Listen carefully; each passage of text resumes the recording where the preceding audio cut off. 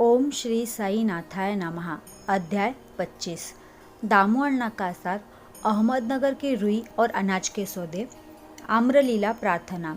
जो अकारण ही सभी पर दया करते हैं तथा समस्त प्राणियों के जीवन व आश्रयदाता है, जो परब्रह्म के पूर्ण अवतार है, ऐसे अहेतु दया सिंधु और महान योगीराज के चरणों में साष्टांग प्रणाम कर अब हम यह अध्याय आरंभ करते हैं। श्री साई की जय हो। वे संत चूड़ामणि समस्त शुभ कार्यों के उद्गम स्थान और हमारे आत्माराम तथा भक्तों के आश्रयदाता है। उन हम साईनाथ की चरण वंदना करते हैं, जिन्होंने अपने जीवन का अंतिम ध्येय प्राप्त कर लिया है। श्री साई बाबा अनिवर्चनीय प्रेम स्वरूप है। हमें तो केवल उनके चरण कमलों में दृढ़ भक्ति ही रखनी चाहिए। जब भक्त का विश्वास दृढ़ और भक्ति परिपक्व हो जाती है तो उसका मनोरथ भी शीघ्र ही सफल हो जाता है। जब हेमाड़ पंत को साई सच्चरित्र तथा साई लीलाओं के रचने की तीव्र उत्कंठा हुई तो बाबा ने तुरंत ही वह पूर्ण कर दी। जब उन्हें स्मृति पत्र इत्यादि रखने की आज्ञा हुई तो हेमाड़ पंत ने स्फूर्ति, बुद्धिमत्ता, शक्ति तथा कार्य करने की क्षमता स्वयं ही आ गई।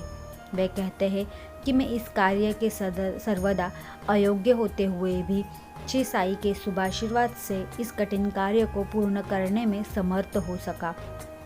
फलस्वरूप यह ग्रंथ श्री साई सच्चरित्र आप लोगों को उपलब्ध हो सका, जो एक निर्मल स्रोत या चंद्रकांत मणि के सदृश है, जिसमें ये सदैव साई लीला रूपी अमृत का झरा करता है, ताकि पाठकगण जी भर कर इसका पान कर सके। जब भक्त पूर्ण अंतःकरण से श्री साई बाबा की भक्ति करने लगता है तो बाबा उसके समस्त कष्टों और दुर्भाग्यों को दूर कर स्वयं उसकी रक्षा करने लगते हैं। अहमदनगर के श्री दामोदर सावलाराम रासने कासार की निम्नलिखित कथा उपयुक्त कथन की पुष्टि करता है। दामू अण्णा। पाठकों को स्मरण होगा कि इन महाशय का प्रसंग 6वें अध्याय में शिरडी के रामनवमी उत्सव के प्रसंग में आ चुका है।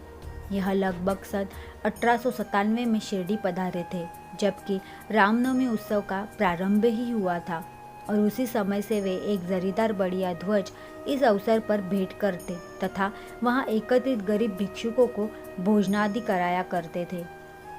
दामू अण्णा के सौदे। रुई का सौदा। दामू अण्णा को बम्बई से उनके एक मित्र ने लिखा कि वह उनके साथ साझेदारी में रुई का सौदा करना चाहते हैं, जिसमें लगभग 2 लाख रुपयों का लाभ होने की आशा है।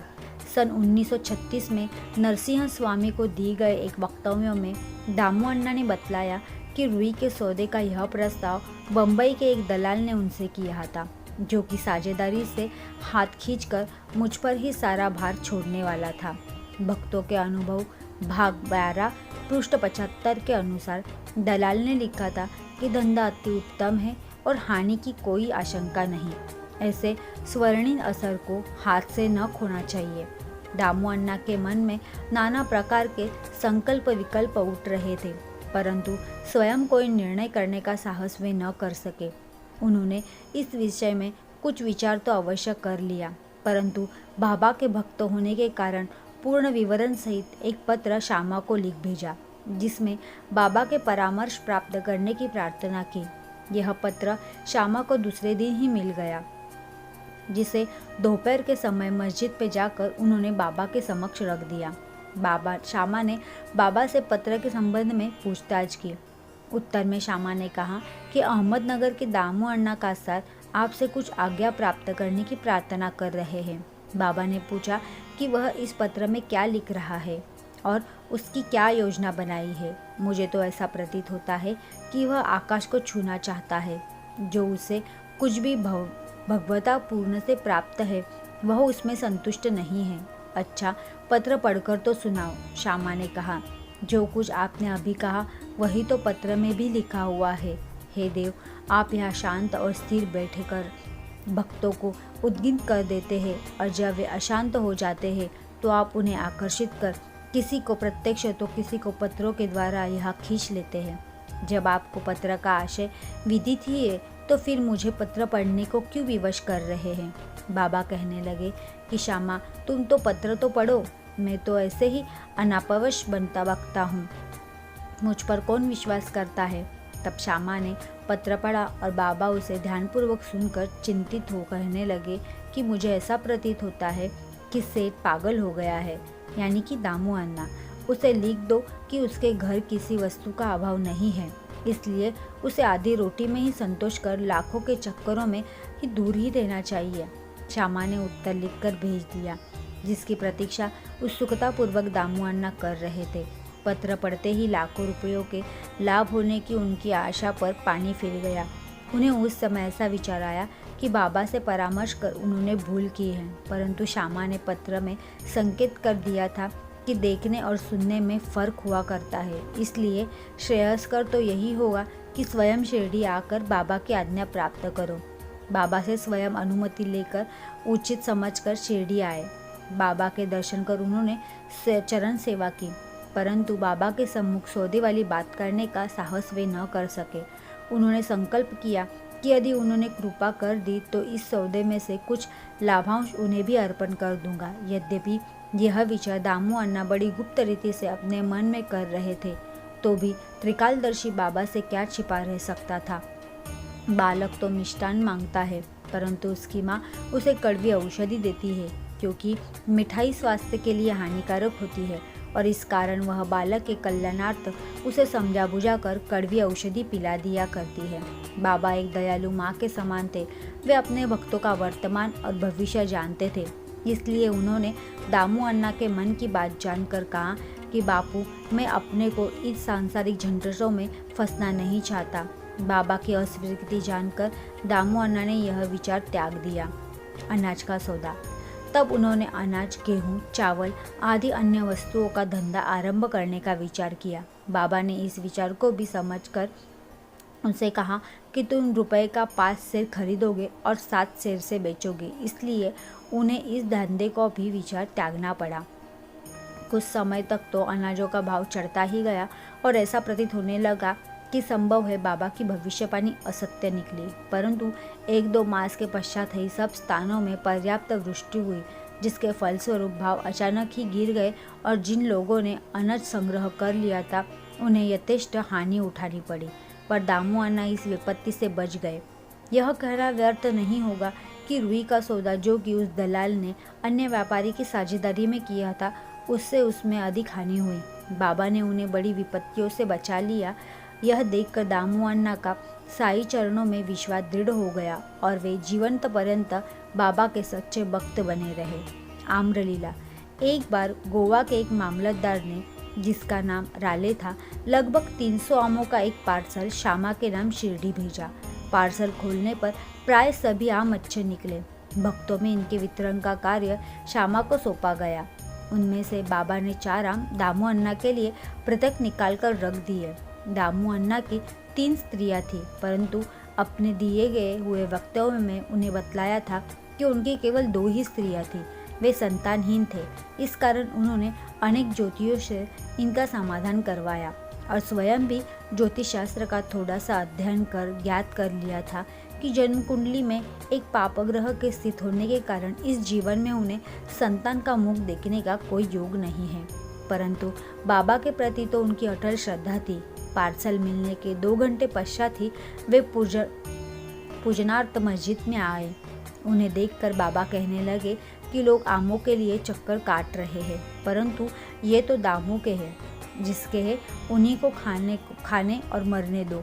इन शब्दों को सुन दामू अन्ना के हृदय पर वज्राघात सा हुआ, परंतु मालसापति ने, मतलब शिरडी के एक भक्त, उन्होंने समझाया कि इस मृत्यु का शब्द का अर्थ अहंकार के विनाश से है और बाबा के चरणों की कृपा से तो वह आशीर्वाद स्वरूप है। तब वे आम खाने को तैयार हो गए। इस पर बाबा ने कहा कि वे तुम न खाओ, उन्हें अपनी छोटी स्त्री को खाने दो।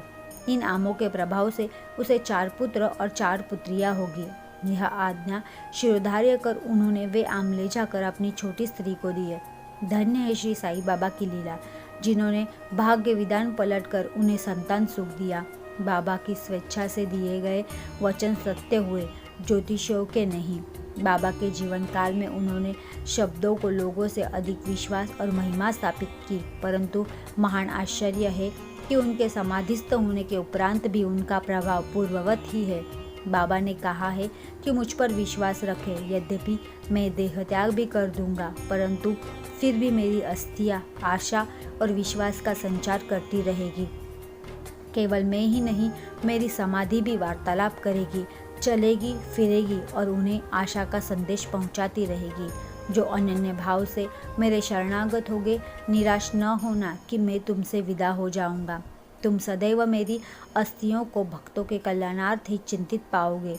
यदि मेरा निरंतर स्मरण और मुझ पर दृढ़ विश्वास रखोगे तो तुम्हें अधिक लाभ होगा। प्रार्थना। एक प्रार्थना कर हेमाड़ पंत यह अध्याय समाप्त करते हैं। हे साई सद्गुरु, भक्तों के कल्पतरु, हमारी आपसे प्रार्थना है कि आपके अभय चरणों की हमें कभी विस्मृति न हो। आपके श्री चरण कभी भी हमारी दृष्टि से ओझल न हो। हम इस जन्म मृत्यु के चक्र से इस संसार में अधिक दुखी है। अब दया कर इस चक्र से हमारा शीघ्र उद्धार कर दो। हमारी इंद्रियां जो विषय पदार्थों की ओर आकर्षित हो रही है, उनकी बाह्य प्रवृत्ति से रक्षा कर, उन्हें अंतर्मुखी बनाकर हमें आत्मदर्शन के योग्य बना दो। जब तक हमारी इंद्रियों की बहिर्मुखी प्रवृत्ति और चंचल मन पर अंकुश नहीं है, तब तक आत्म साक्षात्कार की हमें कोई आशा नहीं है। हमारे पुत्र और मित्र कोई भी अंत में हमारे काम न आएंगे।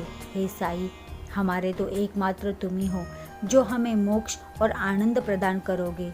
हे प्रभु, हमारी तर्क वितर्क तथा अन्य कुप्रवृत्तियों को नष्ट कर दो।